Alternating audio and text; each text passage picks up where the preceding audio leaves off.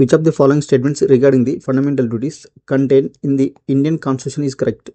భారత రాజ్యాంగంలోని ప్రాథమిక విధులకు సంబంధించి వీటిలో సరైనవి అని అడిగిండు. Option A, fundamental duties can be enforce through writ jurisdictions అన్నాడు. ఇది తప్పు. ఫండమెంటల్ డ్యూటీస్ అనేవి నాట్ ఎన్ఫోర్సబుల్. ఓకే, ఇది మనకి ఎట్లా ఇంప్లిమెంట్ అయితే అంటే సిటిజన్స్కి ఉండాల్సిన మోరల్ ఆబ్లిగేషన్స్ పైన ఇంకా సివిక్ డ్యూటీస్ పైన ఆధారపడి ఇంప్లిమెంట్ అయితే.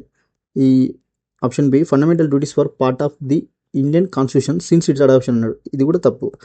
మనకి ఇది 42nd కాన్స్టిట్యూషన్ అమెండ్మెంట్ ద్వారా 1976లో యాడ్ చేశారు.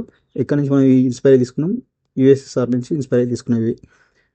ఇది ఎవరు రికమెండేషన్ ద్వారా అంటే స్వరణ్ సింగ్ కమిటీ రికమెండేషన్ ద్వారా ఇవి ఇంప్లిమెంట్ చేయడం జరిగింది.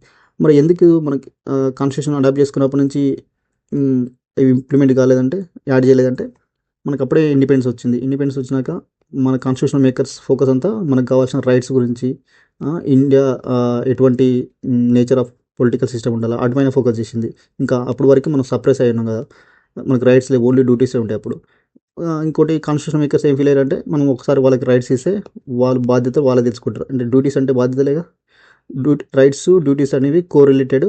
ఒకటి ఇస్తే ఇంకోటి ఆటోమేటిక్గా వస్తుంది ఇన్హెరెంటెడ్గా, వారసత్వంగా అని చెప్పి వాళ్ళ మీరు అందుకని అవి ఎక్కడ పెట్టలే. బట్ ఇందిరాగాంధీ గవర్నమెంట్లో అవి పెట్టడం జరిగింది. ఇక్కడ మనకు option C, fundamental duties become a part of constitution in accordance with the recommendation of Swaran Singh committee. ఇది కరెక్ట్ స్టేట్మెంట్.